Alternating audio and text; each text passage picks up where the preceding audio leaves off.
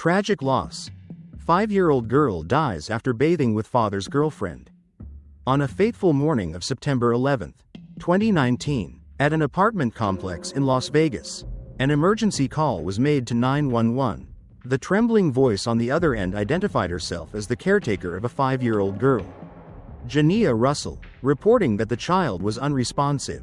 The caller was Chevon Miller, 23, the girlfriend of Jania's father, Richard Davis. This call unveiled a heart-wrenching, mysterious, and infuriating story about the death of a child who should have been living her most carefree days. Jania Russell, born in Colorado, would have been 10 years old today. She should be laughing with her family, riding bikes with friends, watching cartoons, or helping her grandmother bake cookies. Jania's radiant smile and warm hugs should have been a source of light for those around her. But all of that was taken away when Jania was just 5 years old. Her short life was brutally extinguished by those who were supposed to protect her from harm. That morning, when medical personnel arrived at the scene, they found Jania lying motionless on the floor near a sofa. She was not breathing, had no pulse, and was unresponsive to any stimuli. Chevon, the only person present in the apartment at the time, stated that she had checked on Jania at 4 a.m. and everything seemed fine. However, around 7 a.m., when she checked again, she found Jania lying still, with her eyes wide open and unresponsive. During the 911 call, Chevon struggled to answer the dispatcher's questions. She was unsure if Jania was still breathing and, under telephone guidance, began performing CPR. But it was too late. When Jania was taken to Sunrise Hospital, doctors discovered her body was unusually cold, at 88 degrees Fahrenheit, about 10 degrees below normal body temperature. Jania's small body was covered in bruises on her forehead, eyes, lips, neck, arms, legs, and abdomen. Her mouth and nose had lacerations. Her buttocks were severely bruised, and both eyes were blackened. More seriously, she had 3 broken ribs, not caused by CPR, and a large laceration on her liver, leading to severe internal bleeding. This injury ultimately took Jania's life. Doctors concluded that she had been dead long before arriving at the hospital. This was not an accident. Jania had been beaten to death. Chevon's initial story to the police seemed straightforward. She claimed that the day before, on Tuesday, September 10th, Jania had been playing outside the apartment complex and returned looking disheveled after being bullied by a group of children.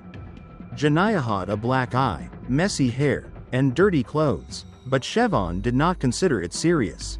She briefly checked on Jania, did not call the police or investigate further, and let her eat dinner, a simple meal of fries and a sandwich, before bathing and putting her to sleep on the sofa. According to Chevon, everything seemed normal that evening. Richard, Jania's father, returned home at 8 p.m., and both he and Chevon went to bed at 11 p.m. At 4 a.m. the next morning, when Richard left to donate blood, Chevon checked and found Jania still fine. But by 7 a.m., everything had changed. However, Chevon's story began to unravel when questioned further at the hospital. During a second interview, she added a crucial detail previously omitted, while performing CPR as instructed by 911. Water came out of Jania's mouth and nose. She wondered if this was related to Jania inhaling or drinking water during her bath the night before.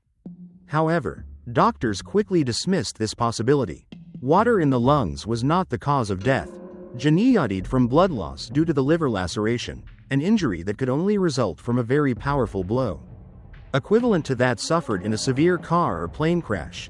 The next day, September 12, 2019, Chevon was arrested and formally interrogated.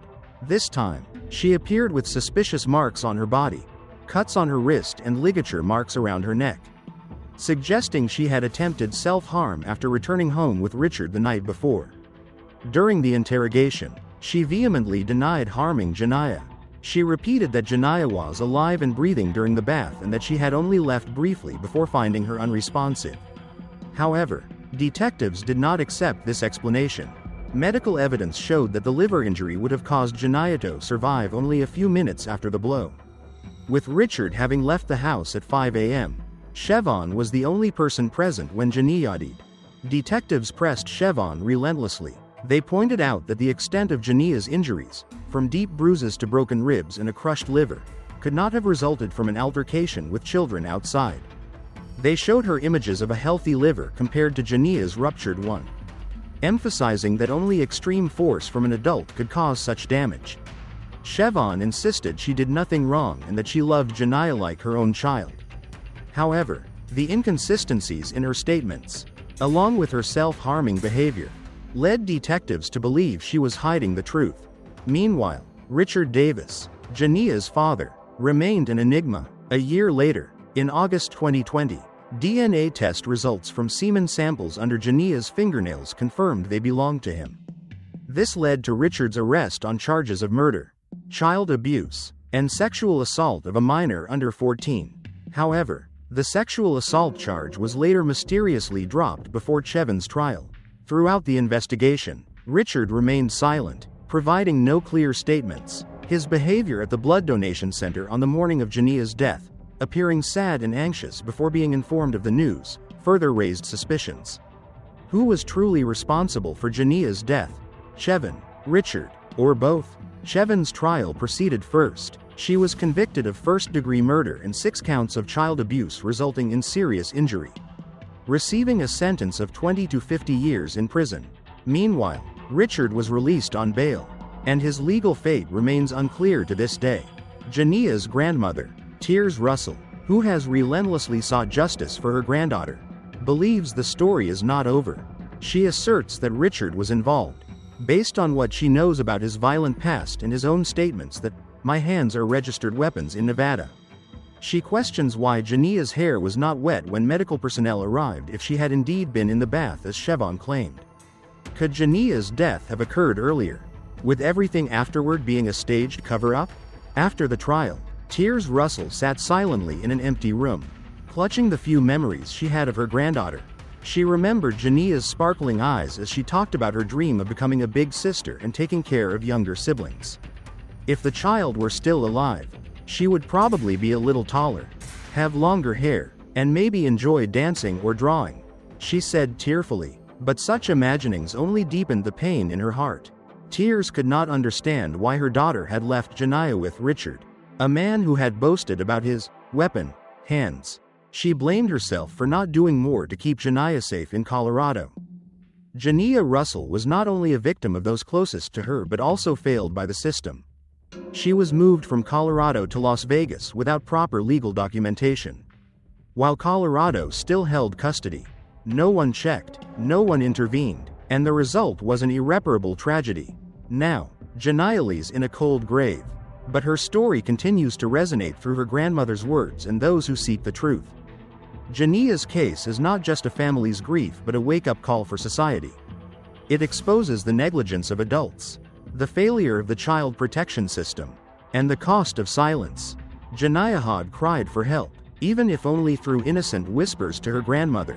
But no one heard. Now, her voice echoes through those who continue to fight, ensuring that no other child suffers a similar fate. Justice for Jania is not just about punishing the perpetrator but also about committing to protect vulnerable lives from the world's dark shadows. Jania's death is a painful reminder that children, the purest souls, are sometimes betrayed by those who should love them the most. Although Siobhan has been convicted, questions about Richard's role remain unanswered. Justice for Jania is incomplete, and perhaps it will never be fully realized until the entire truth is revealed. In the hearts of those who loved her, Jania will always be the little light extinguished too soon, but her smile will never be forgotten.